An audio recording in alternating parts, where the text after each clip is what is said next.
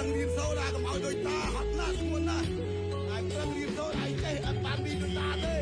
ខ្ញុំអើយវាសនាឃើញមិនស្ងួនទេចុយអ្វីម្លេះរំលីខិតកំណាពី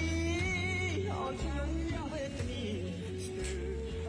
មានឱកាសរៀនត្រូវតែប្រឹងរៀនសភៅមិនធ្ងន់ដូចស៊ីម៉ង់សភៅមិនធ្ងន់ដូចអត់ប៊ិចអីក៏វាមិនធ្ងន់ហ្វឺតអីហ្នឹងគឺវាមិនធ្ងន់ដូចការដែលលីស៊ីម៉ង់លីបេតុងចាក់បេតុងចាក់អីដែរអញ្ចឹងអ្វីនេះគឺអ្វីដែលបងប្អូនគួរតែរៀនហើយអាយ៉ាមានសង្សារនៅហ្នឹងទៀតណាមានសង្សារសភៅហ្នឹងទៀតនេះសង្សារខ្ញុំអូខេឲ្យមើលមកកុំឲ្យហើយអានេះរៀងធ្ងន់ដែរខ្ញុំទិញអាសភៅនេះ first edition ណាឯណាទេនេះ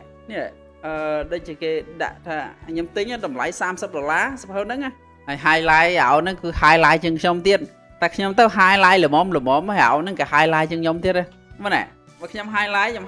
មមណាឃើញហ៎នេះអូមើលឃើញចាំងហ្នឹងនេះខ្ញុំ highlight តែប៉ុណ្នេះនេះណាខ្ញុំ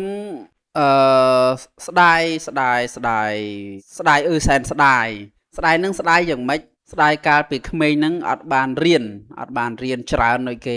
ហើយនៅពេលដែលមើលឃើញវីដេអូអ៊ំប្រុសចង់ប្រាប់ទៅក្មេងៗដែលកំពុងតែរៀនដែរតែមិនដឹងថាប្រាប់អាម៉េចវិធីអាម៉េច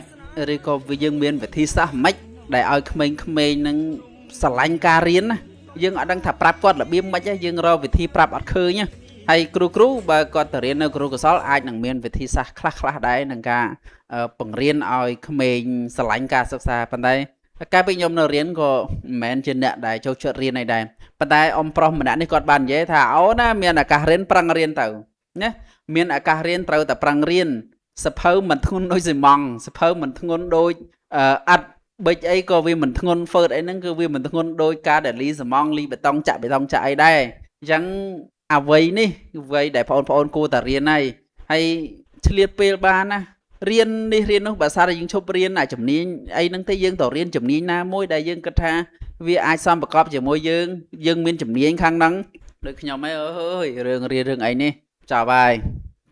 ទៅមិនរួចទេខ្ញុំរៀនមិនចេះទេហើយកាលពីខ្ញុំនៅរៀនណាដូចជាអាអូនមួយនេះដូចជារូបវីដេអូមួយនេះអាអូននេះគេ